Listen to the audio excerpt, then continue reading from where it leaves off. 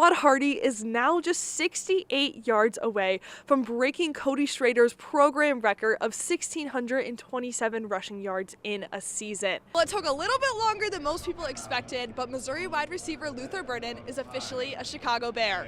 And CPD says the issue isn't slowing down anytime soon. They've already handed out 28 tickets for speeding over 65 miles per hour in 2025. Multiple Mizzou starters didn't play in the loss to Virginia today, but this gave a chance for some of those younger players to step up and give us a little sneak peek into the future of the Tigers program. The Arkansas defense has given up plenty of explosive plays this season, so this is something Bo Pribula and company should be able to take advantage of. I'm here outside the USS Orlik, which is a historic battleship here in Jacksonville. And speaking of battles, that's what the Tigers are planning to do tonight against Virginia. In the student section, is it just me, or do these kids look a little bit younger than the usual Mizzou student? Fans here at the draft today are bracing the cold and the rain, which is why we are right here inside the comfort of the media center. I'm here at the Missouri tailgate inside Everbank Stadium, where they just played Mr. Brightside and it got pretty rowdy in here. And so at KMU Sports, we wanted to see how we stack up against the Mizzou players who ran the dash earlier this year at the Combine. If he goes. Let's just say Luther Burden is a lot faster than me. President told me something Tiger fans might be excited to hear. The last few years, the two teams that played in the Gator Bowl have gone on to have pretty good seasons the year after. Last year, it was Ole Miss, who's in the college football playoffs right now, and Duke, who just won the ACC championship game. Stankowski Field is often filled with young people. It's also the home of Mizzou Club Lacrosse. Lacrosse is one of the oldest sports in North America, and sometimes, on this field, the old meets the young. The helmet helps hide his age. For years, the kids called me the godfather of lacrosse. Now they call me the grandfather of lacrosse. But Eddie Hedrick won't let his age stop him from playing the game he loves. I wanted to be able to say I played my last game at least when I was 80 years old. Did that, even scored a goal. He's in better shape than most of us, honestly. Honestly, he probably should score. The Missouri Club Lacrosse Alumni Game is named after Eddie. It's probably one of the greatest honors that I've had in my lifetime. For more than 25 years of that lifetime, he's coached lacrosse at Mizzou. Though his introduction to the sport came unexpectedly as a student at Bowling Green University. I lost my track scholarship. So a friend suggested he pick up a stick. Why don't you learn to play lacrosse? I said, what's that? In just 3 years, Eddie danced his way to All-American honors. A bit nervous, so I was moving around in the cage all the time, so they titled me the dancing goalie. After college, Eddie found his way to Columbia, and again, the game found him. Saw a couple guys playing, and he ran down the hill. I knew this was it. He's going to get on this team. Eddie began coaching at Mizzou in 1999.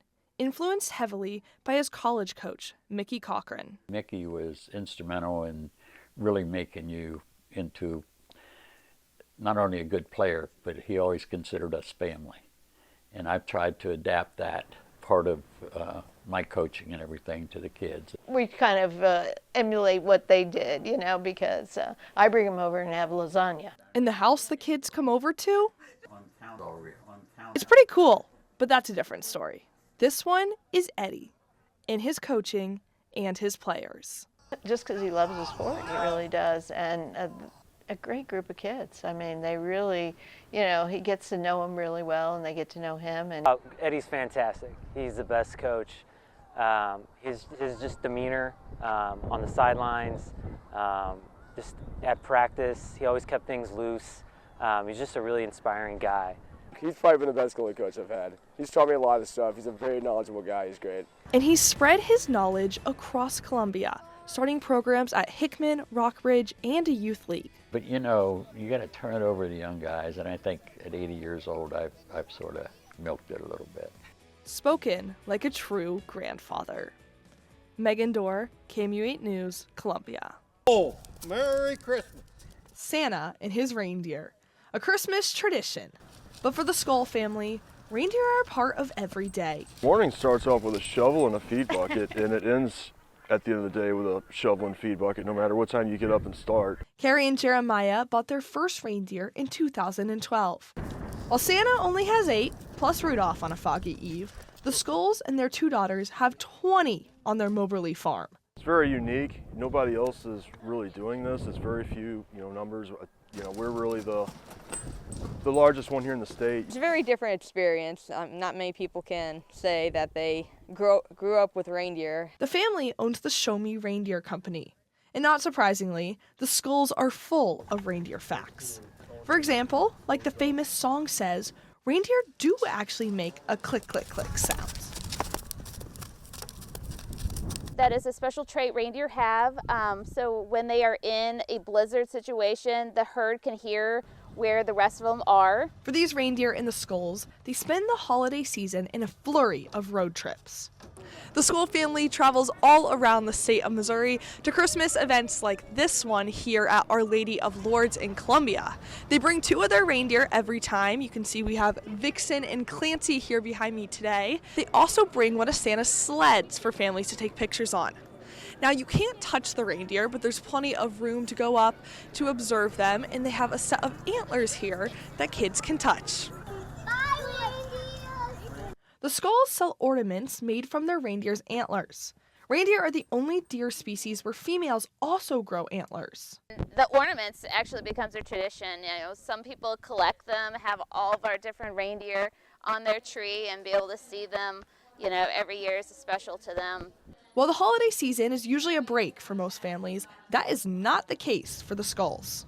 The family splits into teams and typically works 2 events a day. The girls, who are homeschooled, take off these months.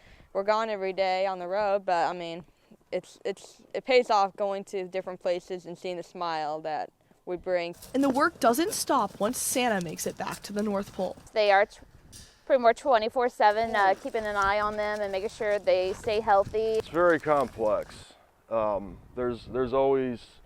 There's always reindeer games being played, basically. During birthing season, the family actually sleeps in the barn with their babies. As soon as they hit the ground when they're born, we are out there for, sometimes over a week until they get strong enough to be on their own with mom. We have our beds set up out there and blankets and all sorts of stuff. We do our schoolwork out there too. The cuteness level makes up for the lack of sleep.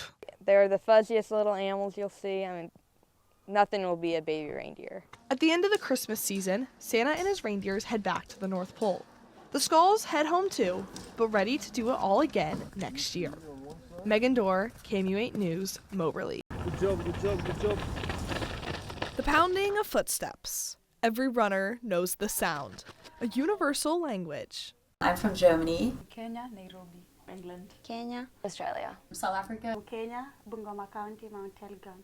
They're called the Commonwealth Queens, their nickname from Coach Livermore. I don't think Lev knows that Germany isn't part of the Commonwealth, but we let it slide. The team's diversity adds to its close relationship. Yeah. All the miles that separate them are actually what brings them all together. You go through the same things in terms of missing home. There's not the opportunity just to jump on a plane and be there in 2 hours. So I think that brings us even closer together, is sharing that similarity of the really hard things you go through, and we see each other at our highs but also at our lowest. Whether you're from Australia or Germany, that you're still away from home. And so I think it's created maybe enhanced a bit of a family environment. We are family right now. It's good having the balance between having Americans on our team, kind of creating the culture of, this is how we do it over here, and us bringing in an international zing to it. The coaching staff uses the internet to help bring in the zing. So we monitor all the national rankings from all the different countries, and then we monitor the World Under 20 lists, the World Under 18 lists. And more recently, the world is choosing Como. Decided I really wanted to come and run at an ACC university. I just had this gut feeling that this is the place where I belong. It was just what I thought of America. I wanted much to see the snow. I thought it was a fun thing to have, but when we got here it was so different. It was so painful to be in the cold. As the snow and winter approach, so do the national championships. We're not going to be around the bush. We want to be on that national start line and place as high as we can. High expectations, yes, but why not? Miles of travel, miles of training. They've come this far already.